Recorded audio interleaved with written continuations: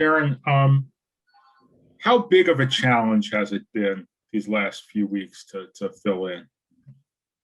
Uh, I mean, it's not really been a challenge. I mean, I've done this before when I was with Colorado.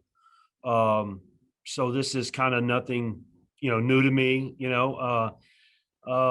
Me and Holt, are very much on the same. We work in the same space at home. We're engaged with each other, at all times. So if something happens, if I have to leave for any reason, Holt knows exactly what I do and what he would take over, and vice versa. So it's been simple, normal for me, really. Nathan? Darren, I know early in your career you had some success and then got sent to the minors, and obviously you guys have had a few pitchers who've had to deal with that. What advice have you given to those guys? Just on how to handle something like that mentally? Yeah, it's sometimes getting sent down is actually a blessing in disguise. It gives a player a blow from the magnitude of the stress that goes on here every single day of competing. You want to do well for your team, and you get down and you get a little bit of a breather. To go down, still pitching, still doing your normal stuff that you do every day, normal routine, the same thing, but it's just not at this environment. And it can be really good for them to be able to do that. It was really good for me. He's actually a couple of times that I got sent down in my career, and one of them was actually really late in my career, where I didn't even have any options, but I agreed to do it.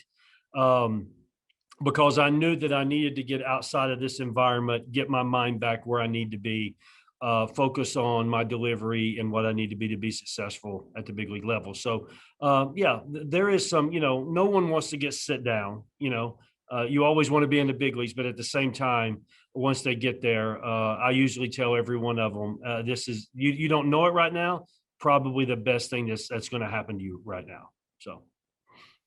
Next to Steve Molesky. Darren, Cesar Valdez has been such a great story, making it back to the major leagues. And now all of a sudden some teams are adjusting, or as some people have termed it, figuring him out. Has some of that been happening? It has. And he knows it. We've talked about this. Matter of fact, me and Valdez had a great talk last night. What they're doing is early on, they didn't know him. He comes from odd angles. He mostly throws change ups with mixed in a couple of sliders here and there. And now they're on to that. They're making him get the ball up, and they're not swinging. If it's, if it looks like it's, mid thigh, they're not swinging at it because they know it's going to be a ball. And, so we talked about some things we're going to do. We're probably going to incorporate the fastball a lot more because when he throws a fastball off of what he's doing, it looks, he threw a fastball last night, surprised me, threw a fastball last night in a 3-1 count. It looked like it was 97 miles an hour compared to what's coming in at, in the low 70s, high 60s sometimes. So, there's definitely some things that we're going to do to get him on track, to get him in a better spot, not really with his delivery, but with his arsenal. Next up is Brett Hollander. Hey, Darren, when the margins are this small night in and night out, and the team more often than not is scuffled to get runs, does that add even more pressure, especially on a young staff, to try and be perfect or press, I guess? I haven't really talked to them about it, but from my experiences, it does add stress. It really does. You want to keep your team in the game. You want to keep the game close. So to give us a chance to win, obviously, and you do that really on a nightly basis. But yeah, when you're in a kind of a skid like we're going through right now, there's probably some more stress involved when they're out there is to keep it to the minimum as they can. Next is Rich Dubroff.